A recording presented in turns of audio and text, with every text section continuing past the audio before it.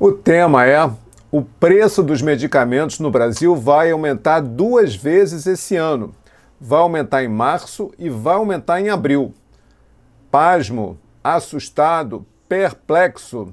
Realmente, é a primeira vez que isso vai acontecer em pelo menos 35 anos. Mas, se você não me conhece, eu quero aproveitar esse tempinho rapidinho para me apresentar. Eu sou André Reis, sou professor de marketing farmacêutico, acompanho o mercado há 35 anos, desde que eu entrei, e esse tema, preço dos medicamentos, para mim é particularmente interessante porque foi minha porta de entrada na indústria farmacêutica. Comecei como trainee da Merck, na área financeira. Um ano depois estava na área comercial, cuidando das finanças dos preços da empresa. Naquela época, os preços eram rigidamente controlados pelo Conselho Interministerial de Preços, o CIP, onde todos os laboratórios tinham que, a cada ano, apresentar suas planilhas de custo para reivindicar aumentos conforme aquelas planilhas, e a partir daí o governo concedia valores diferenciados por produto. Era uma loucura, era muito trabalho, porque você tinha que não só apresentar as planilhas, como muitas vezes ir lá para justificar os aumentos que estavam sendo pedidos meio fora da curva. E às vezes eles concediam, às vezes não, mas eram todas as indústrias com todos os medicamentos ao mesmo tempo. Só que aí entrou o governo Collor e durante um curto período, alguns meses, o governo Collor liberou preços da economia como um todo e dos medicamentos também. O que vocês acham que aconteceu? Uma elevação geral de preços. Essa elevação geral de preços acabou retomando a inflação, quer dizer, não foi só dos medicamentos, foi da economia como um todo, e a partir daí resolveram então, o Collor saiu, houve o impeachment, entrou o governo Itamar, depois Fernando Henrique, houve então aquele período de URV para estabilizar a economia através do real, e os preços dos medicamentos voltaram a ser rigidamente controlados, logo depois dessa pequena brecha do governo Collor, e nunca mais foram liberados. Hoje em dia, vigora a Lei 10.742 de 2003, que regulamentou os preços dos medicamentos, colocou fórmulas bastante complexas e categorias de medicamentos, previsão de lançamento de produto novo com preço estabelecido conforme parâmetros de alguns países internacionais, colocou também uma margem, um preço de 35% do genérico, de acordo com o medicamento quando ele perde a patente para poder ser lançado. Enfim, colocou o preço máximo ao consumidor também, tabelado, que já existia, mas voltou com ele. E hoje em dia, grande parte dos medicamentos estão nessa tabela dos medicamentos controlados, que não podem ser controlados pelo governo, pela CMED, Câmara de Administração dos Preços dos Medicamentos, que é um órgão interministerial. Enfim, é uma burocracia tremenda você pedir um reajuste isolado de um medicamento ou mesmo lançar um medicamento inovador por conta de todas essas amarras que estão dentro da legislação.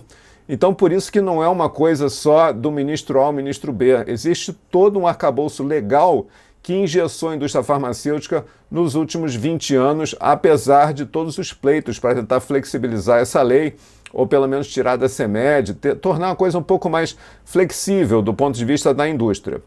Mas aí, por que os medicamentos vão aumentar 2 vezes nesse ano e em meses seguidos até?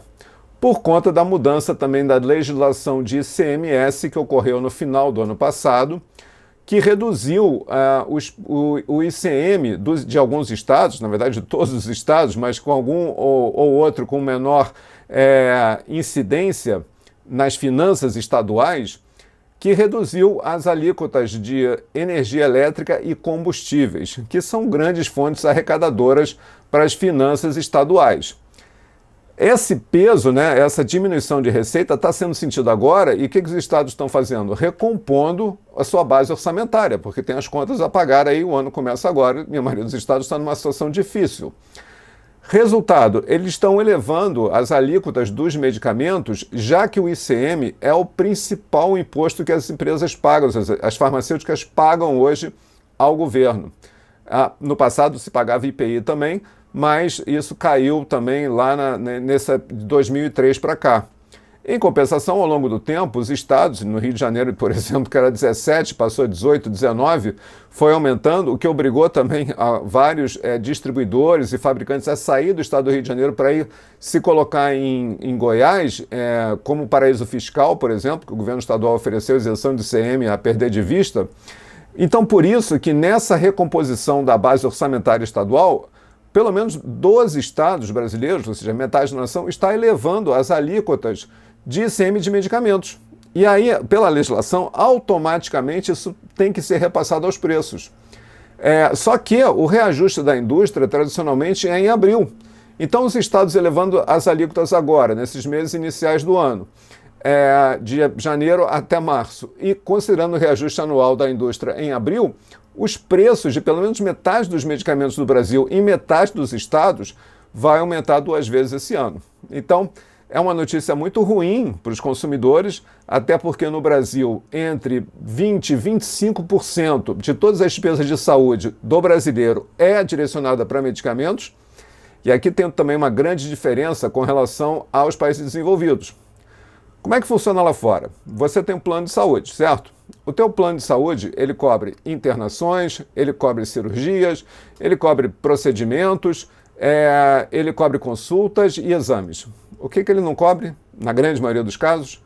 Medicamentos, que é o mais fácil, porque no Brasil você tem 90 mil pontos de venda e se a tua carteira do plano, que paga tudo isso, né, pagasse também o medicamento, poxa, quantas pessoas seriam beneficiadas por você ter medicamento a um custo muito baixo ou de graça, para você seguir o tratamento que o médico prescreveu baseado em tudo aquilo que você não pagou.